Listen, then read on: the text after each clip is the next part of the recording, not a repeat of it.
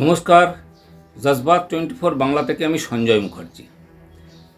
আপনাদের নিশ্চয়ই একটা পুরনো ইংরেজি ছবির নাম বলবো, ফ্রাইডে দ্য 13th। মনে আছে নিশ্চয়ই?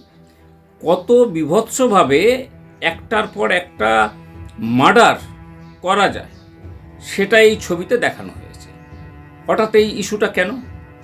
গতকাল 13 তারিখ শুক্রবার, সেই ফ্রাইডে দ্য 13th, কলকাতার গল্ফ গ্রিন এলাকাতে একটা ময়লা ফেলার জায়গায় একজন মহিলার গলা কাটা মুন্ডু সেখানে পাওয়া যায়।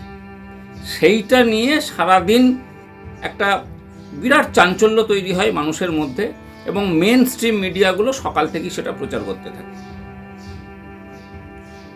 এটা একটা ঘটনা, এটা একটা নজিরবিহীন ঘটনা। এবং মানুষ আগে হতো কি, মার্ডার করতো, পুলিশ ইনভেস্টিগেট করতো, অপরাধীরা কিছু ধরা পড়তো, কিছু পড়তো না, সেটা অন্য। ইদানিংকালে একটা অদ্ভুত হয়েছে যে মার্ডার করে গলা ফেলে দেওয়া, হাত ফেলে দেওয়া, পা ফেলে দেওয়া, এটা খুব একটা বাজে বিষয়। মানে এটা বুঝতে পারছি না এই যারা মার্ডারগুলো করছেন তারাই সিনেমা থেকে দেখে নকল করছেন কিনা। যাই হোক, এটা বিষয় নয় আমাদের।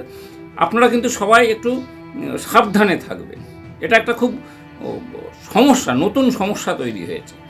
আর দ্বিতীয় যেটা হচ্ছে, আমাদের যেমন father's day, mother's day, Valentine's day, ভাষা দিবস, তেমনি কালকে ছিল জামিন দিবস। কেন বলছি? 7 সকালে মর্নিং শোজ দ্য ডে, 7 সকালে পার্থ চ্যাটার্জির জামিনের আবেদন ছিল কালকের সুপ্রিম কোর্টে, এবং তাকে জামিন দেওয়া হয়েছে। যদিও জামিনটা একটু অদ্ভুত প্রকৃতির জামিন হয়েছে, সেটা তো অন্য প্রশ্ন। তারপরে বিকেলবেলায় আরজি করের অভয়ার ধর্ষণ এবং খুন মামলার রায় বেরিয়েছে, এবং সেখানে আরজি করের যে প্রাক্তন অধ্যক্ষ সন্দীপ ঘোষ এবং টালা থানার ওসি অভিজিৎ মণ্ডলের জামিন হয়ে গেছে। কি অবস্থা চিন্তা করুন তো। সারা কলকাতা উত্তাল হয়ে উঠল।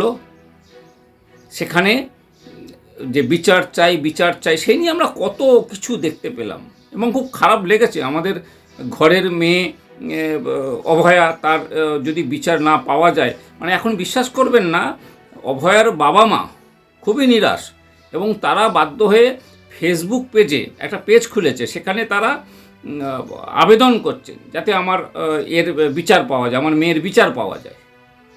আমাদের এখানকার আবার যারা লোকসভা সদস্য, মানে বিজেপির, তারা আবার নাকি গিয়ে পার্লামেন্টে দাবি করেন সিবিআইয়ের সাকসেস রেট 74%। লজ্জা করে না বলতে? লজ্জা করে না? মানুষ সব দেখছে। আপনারা এখানে শুভেন্দু অধিকারী, রুদ্রনীল ঘোষ, শঙ্কুদেব পণ্ডা, আরও যারা বিজেপি নেতৃত্ব আছে, বড় বড় কথা বলেন, জ্বালাময়ী ভাষণ দেন, শুনতে ভালো লাগে, জানেন তো। চ্যানেলের টিআরপি পড়ে গিয়ে আপনাদের টিআরপি বেড়ে গেছে, এটা খুবই ভালো, খুব শুনতে ভালো লাগে। কিন্তু আপনারা তো, আপনাদের নিয়ে সব লোকজন বিরক্ত। আপনাদের প্রতিবাদী কণ্ঠস্বর ভালো লাগে, শুনতে ভালো লাগে, এটা ঘটনা। চ্যানেল টিআরপি পড়ে গেছে, আপনাদের টিআরপি বেড়ে গেছে হঠাৎ করে। কিন্তু আপনারা মাঝে মধ্যে বলেন না, মমতা ব্যানার্জি, তৃণমূল কংগ্রেস একটা প্রাইভেট লিমিটেড কোম্পানি। আপনিও তো সেই প্রাইভেট লিমিটেড কোম্পানির একটা পার্ট ছিলেন, এখন পাবলিক লিমিটেড কোম্পানিতে জয়েন করেছেন। গিয়ে আপনাদের বসেদের বলুন, হিসেব মিলছে না, পাবলিক সব দেখছে। ये पब्लिक है भाई, सब जानती है, अंदर क्या है बाहर क्या है, ये सब कुछ जानती है। একটু চিন্তা করবেন যে 2026-এ বিধানসভা ভোট আছে। আপনারা একটা বিরোধী দল হিসাবে এখানে এসেছিলেন, কিন্তু আপনাদের যে কেন্দ্রীয় নেতৃত্ব, তাদের নিয়ন্ত্রণ করায় ইডি, সিবিআই নির্লজ্জের মতো যা করে যাচ্ছে। কোর্টে দাঁড়িয়ে কি বলছেন সিবিআইয়ের আধিকারিকরা জানেন আপনারা?